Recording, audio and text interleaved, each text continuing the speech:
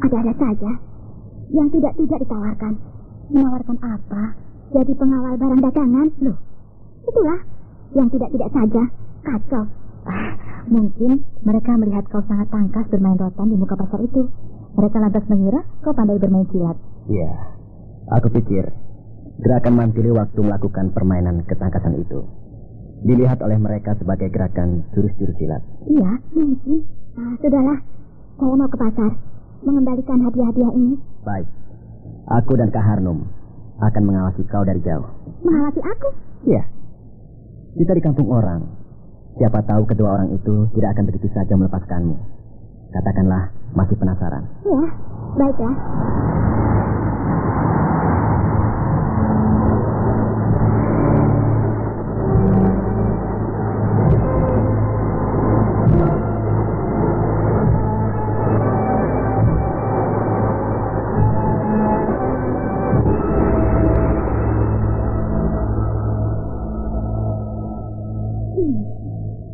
Sudah tutup dan suasana sudah sepi.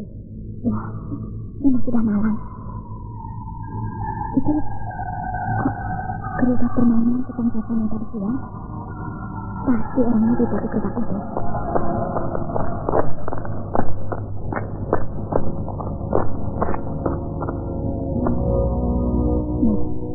Bagus.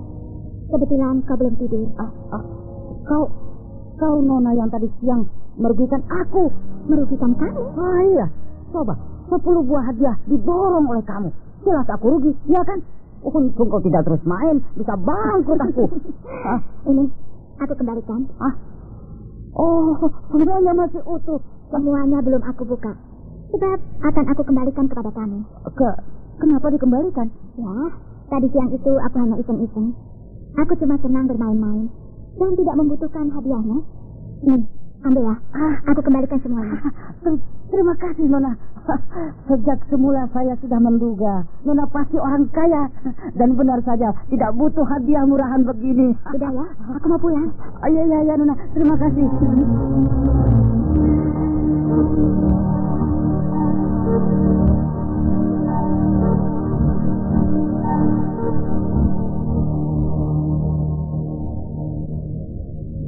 Lihat Kak Harnum.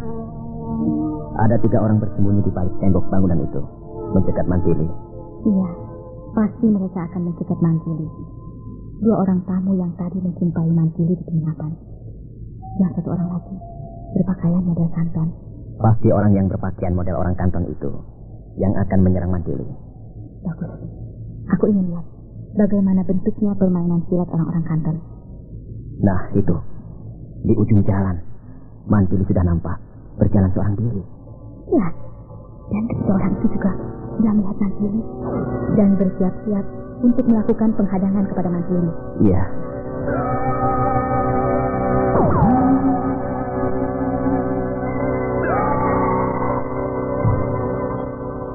Payah, benar-benar payah kota Agung Kang ini. Di waktu malam begini, seharusnya udara terasa sejuk. Ini malah panas. Ya, maklum, dekat laut.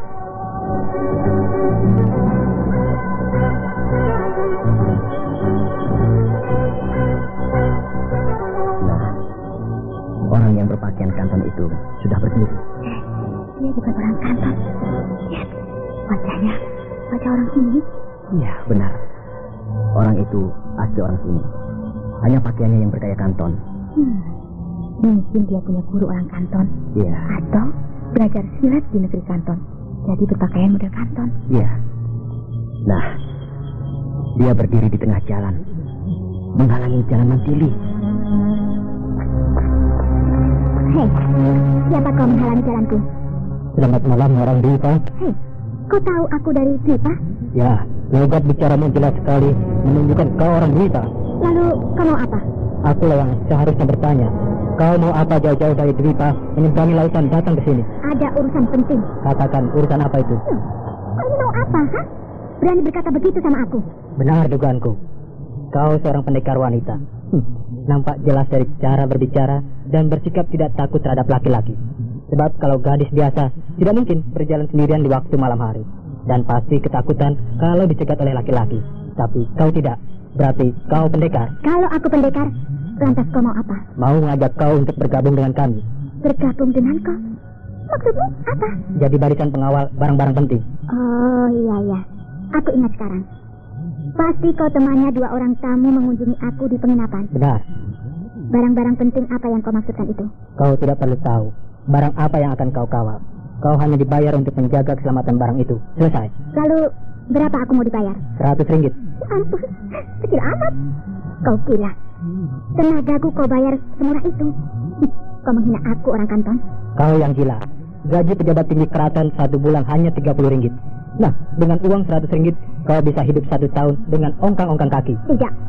Kalau 100.000 ringgit, aku mau. Edan, perempuan tidak waras. Seorang raja saja belum tentu punya uang sebanyak itu. Kalau tidak mau, ya sudah. Sombong. Ya!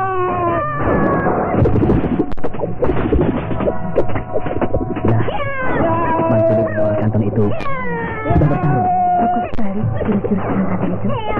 Lincah, tubuhnya bergerak sangat ringan. Itulah permainan kuntau. Tahu Ya, Permainan apa itu? silat orang kanton. Namanya kuntau.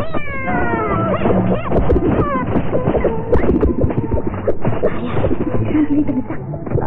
Jangan cemas, Ari. Mantili belum mengeluarkan jurus-jurus simpanan. Dia baru tahap pemanasan.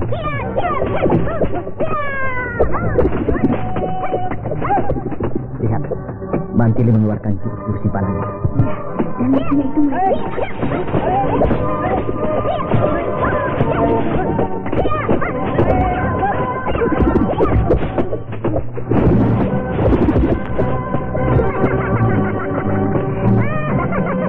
Bagaimana orang kanton? Hanya segitukah yang namanya kuntau? Kau hebat. Pertarungan tahan kosong kau menang. Ayo, diteruskan pakai senjata. Silakan. Ya! Apa itu? Rantai pendek, di kedua ujungnya ada pandulan. 2 potong kayu pendek. Genggaman tangan. Di negeri ini senjata model begini tidak ada. Inilah senjata Chun Nanchu. Ya, ayo kita bertarung lagi. Keluarkan senjatamu. Untuk melawan senjata yang bentuknya kaca seperti itu, tidak perlu pakai senjata. Aku tangan kosong saja. Sombong. Ya! Bagus.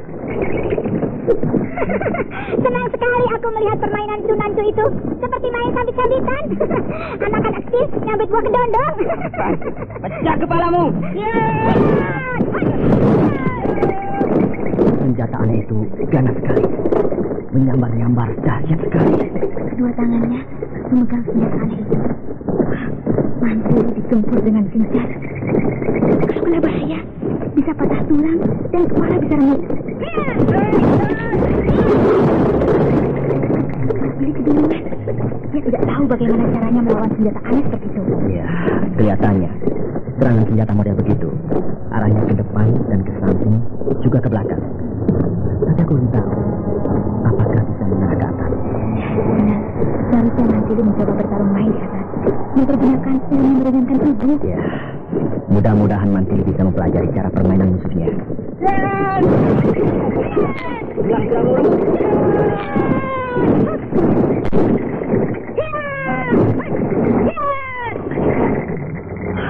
Bagus. Mantili sudah menemukan cara untuk melumpuhkan permainan Cunancu. Benar kataku. Lihat, Mantili sekarang melakukan pertarungan di atas. Tubuh Mantili berkelebat-kelebat di atas kepala musuhnya, menyambar-nyambar seperti burung walet. Dan tepat dugaanku, permainan Cunancu itu tidak dipersiapkan untuk permainan atas. Serangan dan pertahanan hanya ditujukan kepada lawan yang menyerang dari muka, samping dan belakang. Sedangkan dari atas tidak. Ya, benar. Mulai bingung. Permainan senjata Cunancu jadi kacau.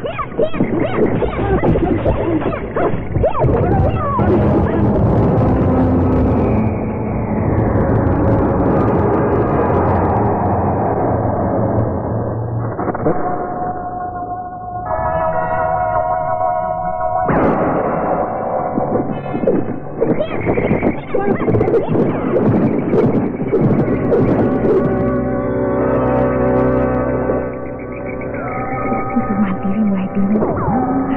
Permainan senjata Cunancu jadi kacau.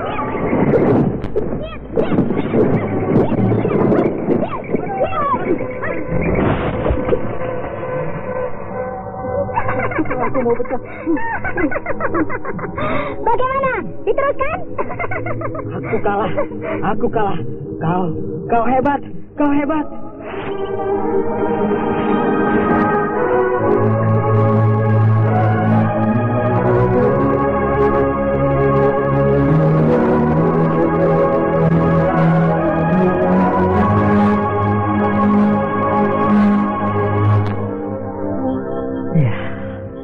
Pertarungan sudah selesai dan orang kantong itu menyerah.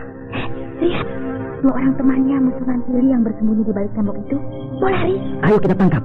Untuk apa ditangkap? Aku penasaran. Apa yang dimaksud mengawal barang-barang amat penting? Oh iya benar, kita buka mulutnya supaya dia bicara.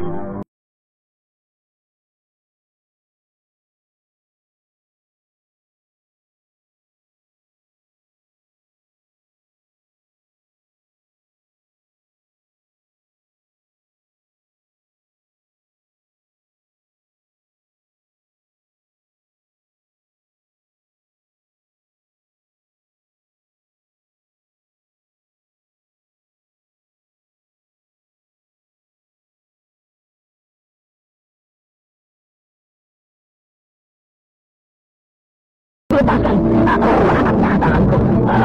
Lepaskan. Aku lepaskan tanganmu. Tapi kau harus bicara yang benar. Sekali lagi kau bilang aku tidak tahu. Aku patahkan tanganmu dan kedua kakimu. Dan kau tidak akan bisa berjalan kaki seumur hidup. Kau akan merayakan. Jangan kau cepat bicara. Candu. Hah? Candu. Jangan ada yang bergerak.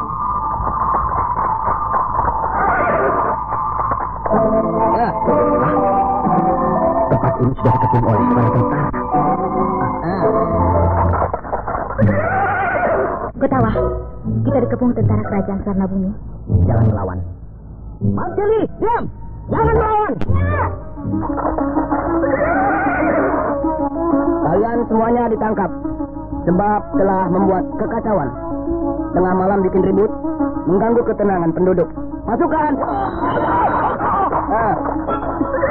Bawa semuanya ke keraton.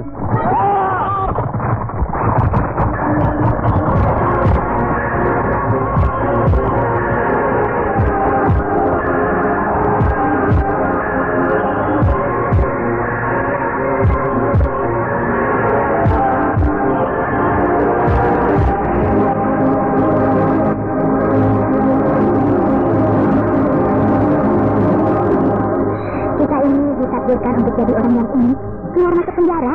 Rai Mantili itu memang langganan penjara. Ya, tapi dimasukkan ke dalam penjara bukan karena berbuat kejahatan, bukan? Hanya karena salah paham. Ya, bagaimana pendapat Rai Mantili? Kalau nanti kita diperiksa, apakah kita akan berterus terang mengatakan siapa kita sebenarnya? Terserah Kakang Gotawa. Setengah terus terang. Setengah terus terang? Iya. Kita ceritakan terus terang bahwa kita sedang mencari Kakang Brahma dan Lasmini. Tapi jangan ceritakan bahwa kita kaum bangsawan dari Madangkara. Bilang saja kita kaum pendekar dari Majapahit. Iya, aku setuju. Tapi kelihatannya tentara keraton Sarnabumi itu baik-baik, ramah-ramah, dan sopan. Kita memang digiring ke penjara, tapi tidak didorong-dorong seperti maling. Melainkan dipersilahkan dengan baik untuk memasuki pintu penjara. Sebab mereka juga agak bimbang melihat tampang-tampang kita. Dalam hatinya pasti berkata, orang-orang ini seperti bukan orang sini.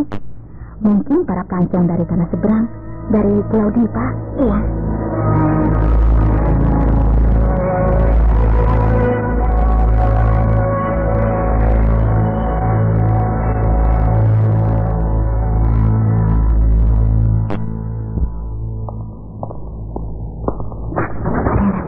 Kepala pasukan yang tadi malam menangkap kita. Benar.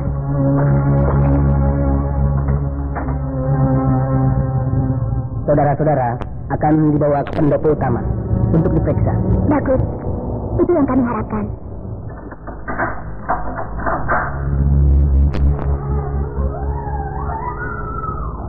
Nah, silakan semuanya keluar dan ikut dengan saya. Baik. Ya.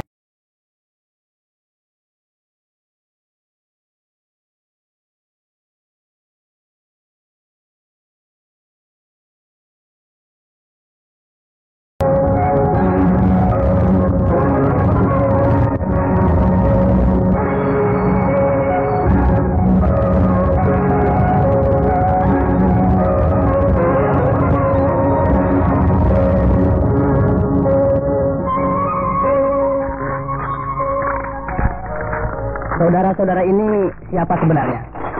Kenapa berkelahi dengan komplotan asap neraka? Apa? Komplotan asap neraka? Yang berkelahi dengan saudara adalah 3 orang gembong penyelundup yang menamakan dirinya komplotan asap neraka. Bukan main. Namanya serem banget. Mungkin mengambil nama dari asap candu. Iya, benar. Candu itu seperti madat. Iya, betul. Candu dan madat sama. Caranya dibakar, lalu asapnya dihisap. Persis seperti merokok. Dan akibatnya, orang akan ketagihan sehingga merusak tubuh dan otak. Iya, candu memang merusak. Orang yang ketagihan candu sama saja ibarat sedang bunuh diri secara pelan-pelan. Mengerikan. Lalu yang berkelahi dengan saya, siapa namanya? Jubai. Jubai. Iya. Namanya aneh. Orang mana dia? Dia orang Parsi. Dari negeri Parsi? Benar. Jauh benar. Dari negeri Parsi sampai ke sini. Di negerinya, dia dikejar-kejar tentara kerajaan Parsi. Sebab dia seorang penjahat besar. Melarikan diri sampai ke sini. Lalu bergabung dengan komplotan asap neraka. Saya pikir dia orang kanton. Sebab pakaiannya model kanton. Dia berguru pada seorang guru kuntau di kanton. Itulah sebabnya dia selalu berpakaian orang kanton. Nah, sekali lagi saya bertanya, mengapa saudara-saudara berkelahi dengan mereka? Apakah saudara-saudara juga sebuah komplotan? Sebab antar komplotan penyelundup sering baku hantam. Biasa, rebutan mangsa. Saudara kepala pasukan ini ngawur. Masa tampang kami ini seperti ini? Dikatakan komplotan penyelundup? Mantili, diam saja. Iya. Begini saudara kepala pasukan. Kami adalah dari Pulau Dwipa. Dugaan saya tepat. Sebab kelihatan dari logat bahasanya. Cara bicara saudara-saudara, ya, saudara-saudara ini seperti orang-orang Majapahit rupanya. Memang benar, kami dari Majapahit. Oh, benarkah? Lalu dengan maksud apa datang kemari? Mencari saudara kami, yaitu Brahma. Brahma Kumbara. Brahma.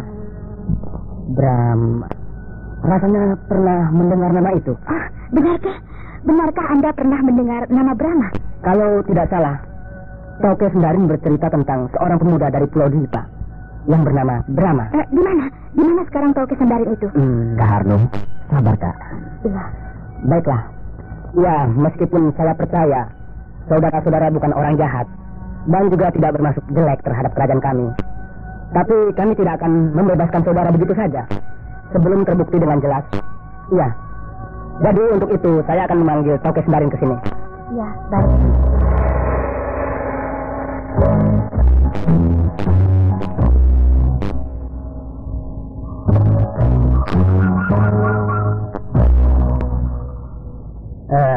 Selamat siang, Cik.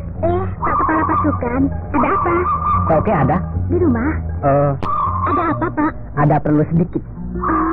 Katanya tadi malam ada ribut-ribut antara penyelundup dengan orang asing. Iya. Komplotan asap neraka bikin ribut lagi. Komplotan asap neraka? Iya. Wah, komplotan penjahat kelas tekad itu.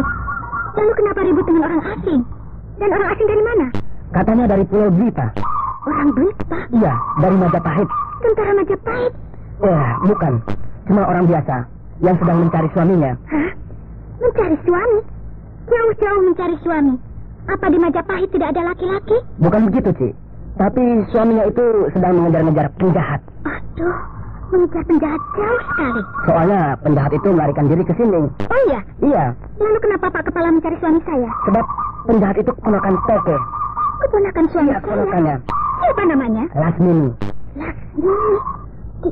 Dia memang keponakan suami saya dan pernah menginap di rumah saya. Tapi dia sudah pergi. Sudah pergi? Ya, sudah lama. Tidak apalah. Mungkin Tauke masih ada keterangan yang lain yang berguna untuk saya. Iya.